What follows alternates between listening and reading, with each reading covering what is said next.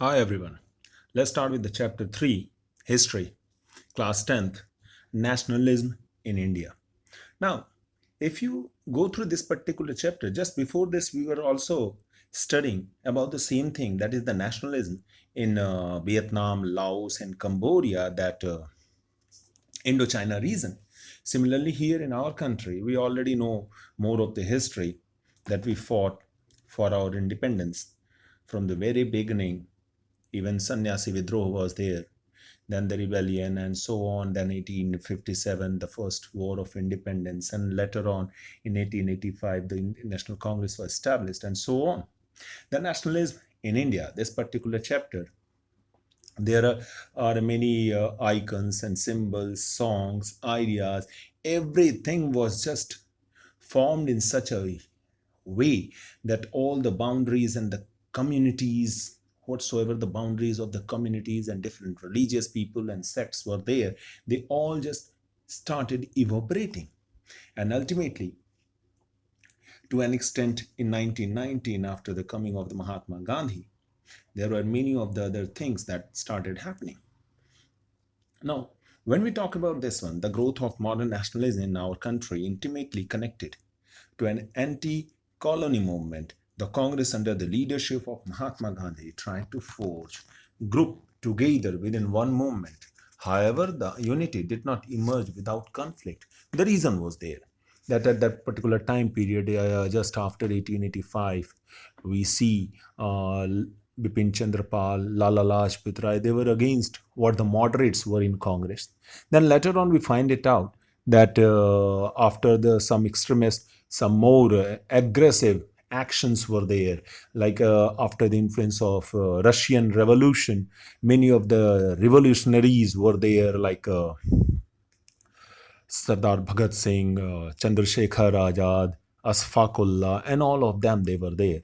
Similarly, later on, we find it out even after introduction of Mahatma Gandhi in the Indian War of Independence against the Britishers, we find that that particular type of differences never gone away.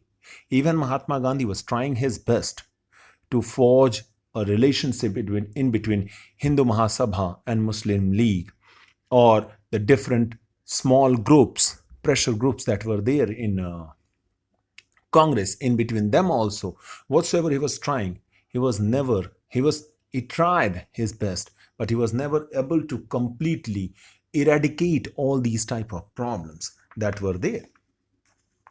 The chapter starts with the First World War, the Khilafat, and the non-cooperation movement. If you go through this particular, that First World War just ending in 1919.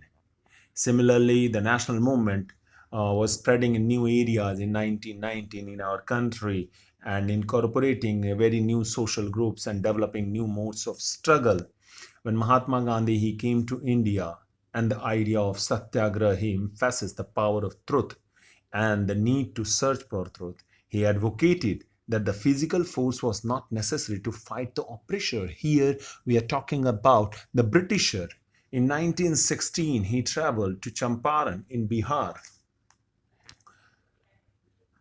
to inspire the peasants to struggle against the oppressive plantation system. That is, the indigo plantation in that particular region was going on. And he just traveled to Champaran. Just before that one, in 1915, he just came to India, returned to India. And later on, he started traveling all over India, and he was just before 1916, he was in Patna in 1915, where he was requested by some of the leaders of farmer of Champaran to visit that particular area. And when Mahatma Gandhi reached there, he found it out the problems that the farmers were facing, and because of that, he started his first satyagraha from that particular reason, from Champaran. Now, many times you will find it out. This particular question is always important, even not at your level, that means in class 10th, but even in a graduation or in some time in many of the competitive examinations. This question is always important, and many of the other competitive examinations also there, they ask for this particular question. Now, the idea of satyagraha. Mahatma Gandhi, after returning to India in 1915, his heroic fight for the Indians in South Africa was well known to everybody in India also, and his novel method of mass agitation known as satyagraha had yielded some good results in South Africa. The idea of satyagraha emphasized the power of truth and needed to search for truth. In 1916, Gandhiji traveled to Champaran in Bihar to inspire the peasants to struggle against the oppressive plantation system. In 1917, crops failed in Kheda district of Gujarat, but the government refused to remit land revenue and insisted on its full collection. Now here it's written fields. I'm sorry for it. It's the fail, Fail, in Khera district of Gujarat, and government refused to remit land revenue and insisted on its full collection. Similarly, in 1918, Mahatma Gandhi intervened in a dispute between workers and mill owners of Ahmedabad. Now, here again, if you remember in class 9th, you have gone through the mill worker, and the first mill in Gujarat was in Ahmedabad. That is the cotton mill we are talking about. That in that group of mill, the workers were having some dispute with their owners, mill owners, and there also Mahatma Gandhi. This was the third satyagraha, or the experiment of what later on he employed all over India. This was the third practical that he done at Ahmedabad, and he advised to workers to go on strike and to demand 35% increase in their wages. Now, Satyagraha brought Mahatma Gandhi into close touch with the workers in the urban areas. Even till date, if you go through the Champaran, there he was in villages. He was fighting and he was standing there. In Khera, he was with the crop field workers and the small farmers, where he was standing for just remitting of whatsoever the taxes that they had to pay. But when he stood for Ahmedabad mill workers, now he was also in very close contact with urban laborers. The next one is the Rowlett Act. It was passed in 1919 and was passed hurriedly, though the Imperial Legislative Council, in spite of unanimous opposition of the Indian members, Gandhiji's patience comes to an end. Gandhiji wanted a non-violent civil disobedience against such unjust law, which would start with Hartal on 6th April. 6th April 1919 was observed as Satyagraha Day, when people all over the country observed fast and Hartal. In 1919, the country witnessed a remarkable political awakening in India. Local leaders were picked up from Amritsar and Mahatma Gandhi was barred from entering Delhi. On 10th April, the police in Amritsar fired upon a peaceful procession, provoking widespread attacks on banks and so on. Now, when we go through this particular, not all of it, all of them, these are some of the short points that are total there. But when we talk about on 10th April, there was a fire in a peaceful procession. The next one was that on 13th of April, a Jallianwala Bagh massacre was there, and reason was there. The people, they were there to attend a fair. And once, if you go through where the Golden Temple in Amritsar is there, and just nearby, it's not even half a kilometer away from that Golden Temple, the Jallianwala Bagh place is there. If you will go there, you will find it out that that particular place, even today, is closed from walls of the homes. And only one particular entry is there. What I have seen, it's only a 2.5 feet pathways there. Later on, some of the houses, 1 or 2 houses were just broken out, and a small museum was created, and the people also moved from that particular reason. But then also, if you move through that particular, you will find it out that there is no escape out of it. Martial law was employed, but in today's world, where we are watching over WhatsApp and Instagram and LinkedIn and Google, we are getting news continuously. in that particular time period, even a martial law was employed in Punjab, but then the people of villages, they were not knowing about. And the people, they gathered on 13th April. It was a day of Baisakhi, and the people were there. And they visited Golden Temple, and after that, they were just enjoying there at Jallianwala Bagh. And some people of Indian National Congress, they were just there and getting meeting. General Dyer had got the news. He entered in that particular Bagh, and without even informing to the people that they must disengage themselves, he just shouted, "Fire!" And the people, they were killed. Hundreds of them, they were killed. His objective, what he declared later on, that it was to produce a moral effect to create in the minds of satyagrahis a feeling of terror and awe. Now think about, there is no provocation.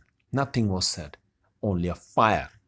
And every people, there were nearly 1,000, it is said to be more than 1,100 of the people, they died there. One small well was there. Many of the people even trying to save themselves from that firing, they just get in there. The next topic is about the Khilafat Movement in the same topic.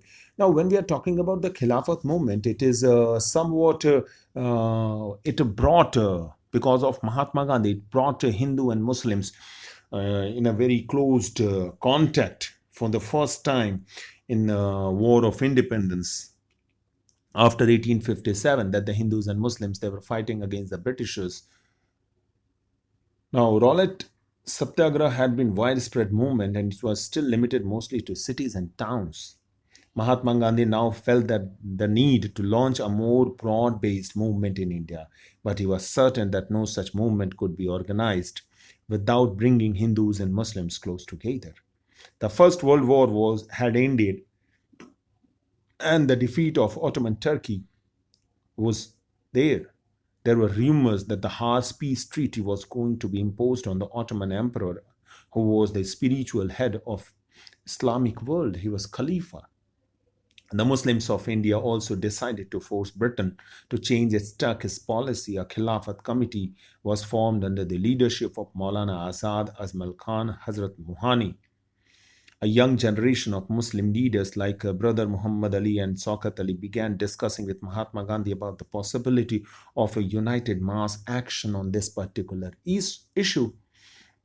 And at Calcutta session of the Congress in September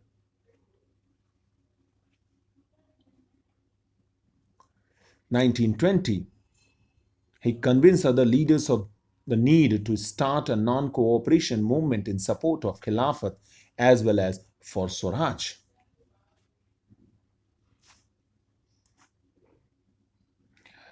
There were some of the differing stands within the movement also. When we talk about this one, in many parts of India, the different peoples, they were thinking about different things. Like a rebellion in the countryside was there. From the cities, the non-cooperation movement spread to the countryside. After the war, the struggles of peasants and the tribals were developing in different parts of India. One movement against talukdars and landlords who demanded from peasants exorbitantly high rents and a variety of other cess. Peasants had to do begar. The peasants movement demanded reduction of revenue and an abolition of begar and social boycott of oppressive landlords were there. Awadh Kisan Sabha was set up by Jawaharlal Nehru and others. Within a month, over 300 branches had been set up by the villagers. Tribal peasants interrupted the messages, that is interpreted the messages of Mahatma Gandhi and the idea of Swaraj in other way. The colonial government had closed large forest areas, preventing people from entering the forest. That we already know in class 9, this particular thing was there. Not only in India, in many parts of Indochina, Java, Sumatra, everywhere, those colonial governments, they forced the people not to enter in their jungles, their forests. All these were reserved forests, and the government only can utilize whatsoever the resources that were there. Because of that also, the many of the forest people, the tribals, they were against the government. Alluri Sitaram Raju claimed that he had a variety of special power. He even, many times you will find it out in your book, it is written there, that it was believed that he can even stop bullet shots, and he there was that he can correctly astrological predictions he can do. He can heal people from any type of disease, and so on. Movement, then this non-cooperation movement was continuously going on, and Mahatma Gandhi, he persuaded people to wear khadi, give up drinking of alcohol or toddy and many other drinks that were not good for the health of the people.